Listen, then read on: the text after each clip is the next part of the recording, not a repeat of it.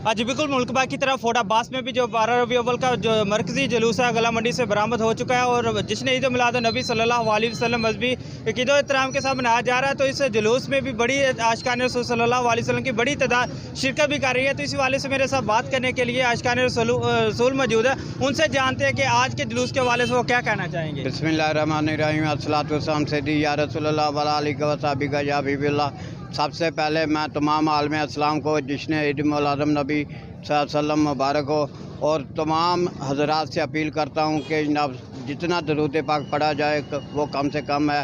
आप तमाम सबको अहले इस्लाम को मैं जनाब जिसने ईद मिलाद नबी सल्लल्लाहु क्या मुबारकबाद पेश करता हूँ। जी बिल्कुल, जैसे उनकी बात सुनी उनका भी यही कहना है कि आज दुरूद सलाम ज़्यादा से ज़्यादा पढ़ना चाहिए। तो इस वाले से मेरे साथ और भी मौजूद है आशिकान रसूल, तो उनसे जानते हैं साहब क्या कहना चाहेंगे आज। बिस्मिल्लाहिर्रहमानिर्रहीम, अस्सलाम वालेकुम व रहमतुल्लाहि व बरकातुहू।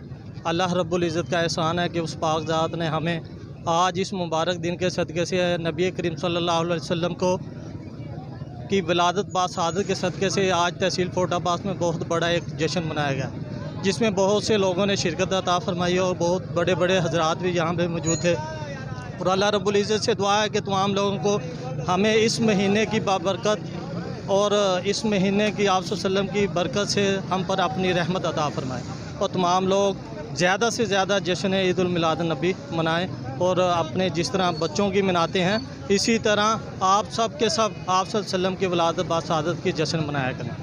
जी बिल्कुल, जैसा कि आपने आशिकान रसूल सल्लल्लाहु अलैहि वसल्लम की बात सुनी, उनका भी यही कहना है कि जिसने ईद मनाना चाहिए अपने बच्चों की तरह। तो उनका भी यही कहना है कि आज जो तमाम जो फ़िज़ा है वो भी दुरूद सलाम से गूंज रही है। और जुलूस के हवाले से अगर बात किया जो जुलूस में तमाम तर जो सिक्योरिटी के भी फुल प्रूफ इंतजाम किए गए और अंजुमन ताजरान की जानिब से तमाम तर जो रस्तों में जुलूस की आमद के सिलसिले उनके खुशामद किया गया और उनके फूल पत्तियाँ निछावर करके उनका वेलकम भी किया गया। मुख्तलिफ मकामात पर अगर बात की जाए आशिकान रसूल सल्लल्लाहु अलैहि वसल्लम की जानिब से लंगर मुस्तफ़ा और दूध की स्पीलें और पानी की स्पीलें भी लगाई गई हैं। जी।